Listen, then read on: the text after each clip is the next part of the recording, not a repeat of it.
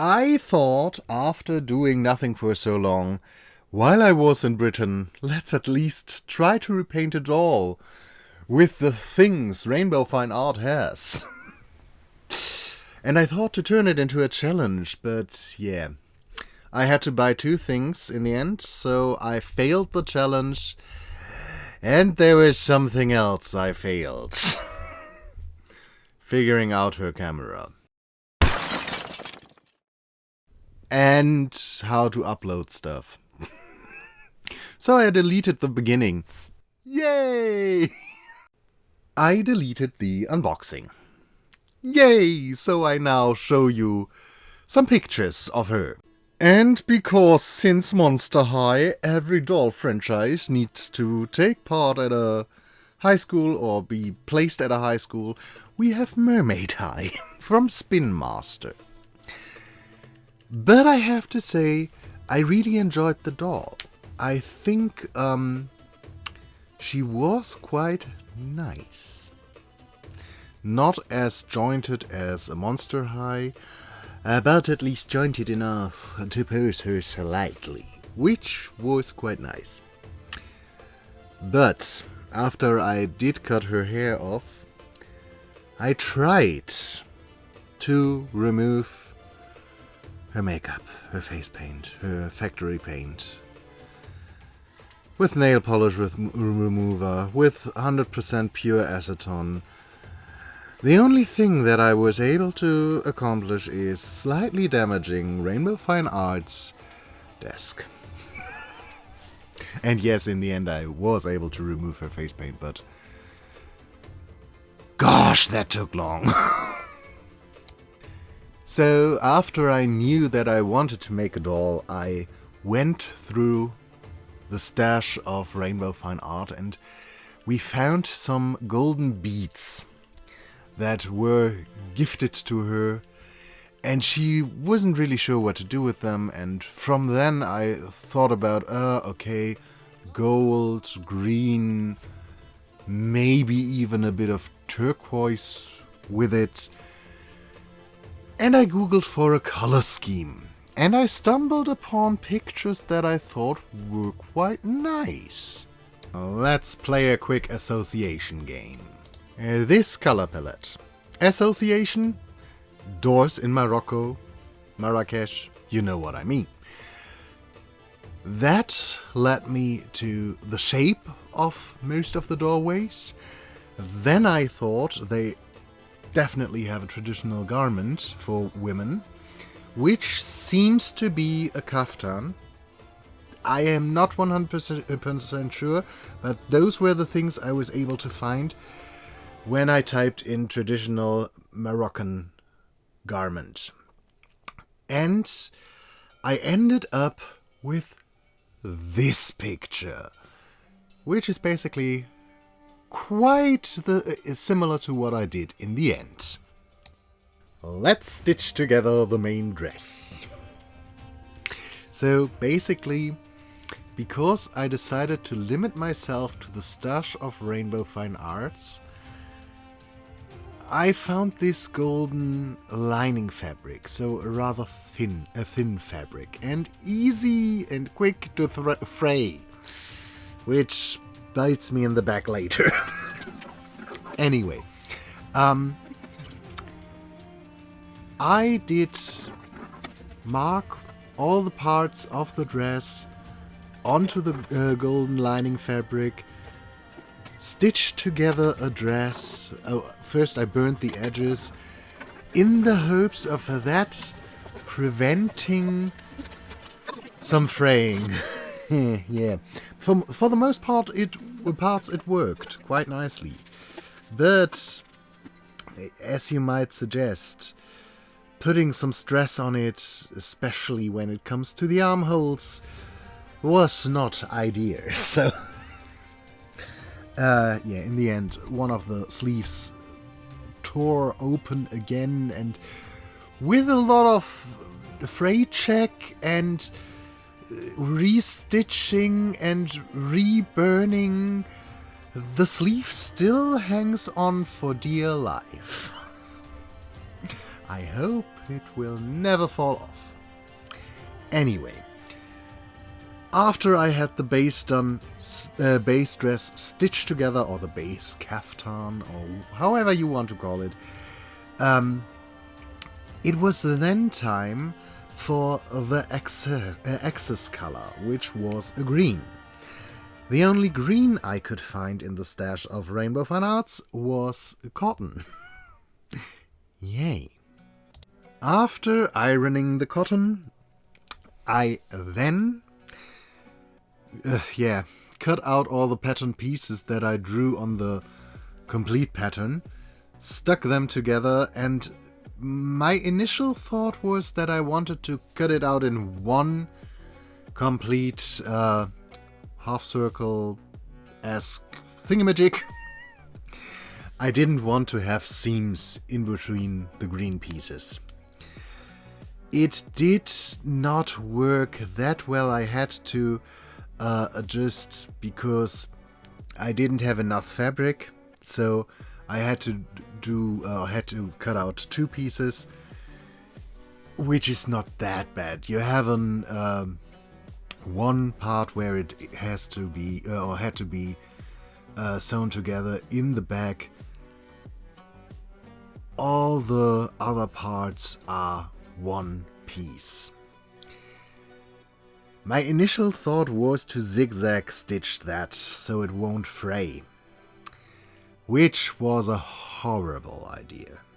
And because I had the golden beads and was like, okay, because the cotton is matte while the satin lining is glossy, why not put beads and everything onto the matte fabric so it looks more fancy? And then I decided, while doing that, why not add sequins as well? So I basically embroidered the complete outline of the pattern of the green fabric with sequins and beads. You know, because I'm me, I just had to do that. It took me days. I was close to giving up. But yeah, in the end, I had a completely embroidered dress. And while doing all of the embroidery work, I then stitched on some green flower, rhinestone flowers Rainbow Fine Arts had, and yeah, some more beads. And I have to admit, I do think it ended up really nice looking. For hemming everything, I tried out something I saw I never tried out with doll clothes before, and I think I have to do from now on, which is basically stitching on a thin ribbon, in this case an organza ribbon, and then using that as a hem tape, which works nicely, makes the seams a lot flatter.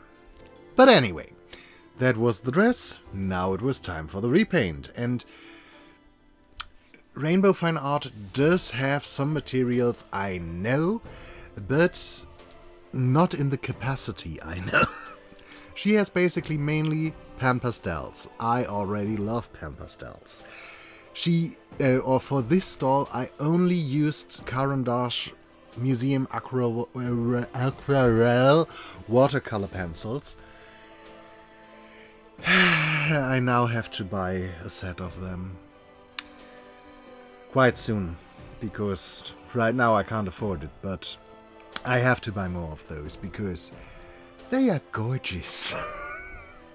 Anyway, I did the repaint. And let's be honest, the repaint was a piece of cake. It might has to do with the weather, because it was quite nice weather-wise, and you know, in Bremen we most of the time have a really moist, humid weather. Even when it's warm, it's still more moist or humid. And Rainbow Fine Art lives south of London, so it's a lot less humid, surprisingly. I always thought the London area would be a lot more humid than Germany, but no, when you look at the meridians, I think you know what I mean. We are in Germany, or in Bremen, we are a lot higher. Or not a lot, but we are higher than London. So, anyway, the weather was different, the weather was nicer. I do think it might have to do with that the MSC worked a lot better. Then I had the very good art supplies, so everything worked in my favor. I am very happy with the repaint, so I think we can say it like this, agree on this, I hope. Let me know what you think about the repaint. I really have to say, if she wouldn't be that difficult to lose her face in the first place, I would have bought a lot more of these dolls. Because I would really like to try if the hat would work on an Ever After High body. Yeah. But anyway, after the repaint was done, it was time for lashes, and even those worked a lot nicer this time. Don't ask me why. Oh, and by the way, stockings for these little foot stockings, only using them for covering up the hair. Brilliant idea. Rainbow Fine Arts, great.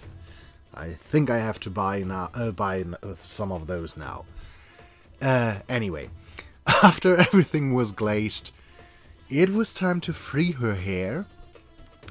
Or first add the body to the hat, free the hair. I then glued some golden roses on as earrings.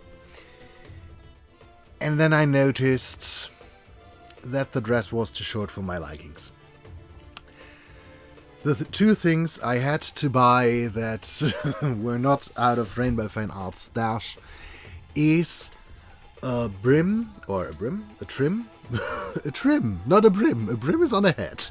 A trim that you will see on the bottom of the dress in the final results, and some little white plastic bead flower thingamajigs that I glued to a hair accessory thing, because I wanted her hair to be a bit more swooped to the side or hold back to the side.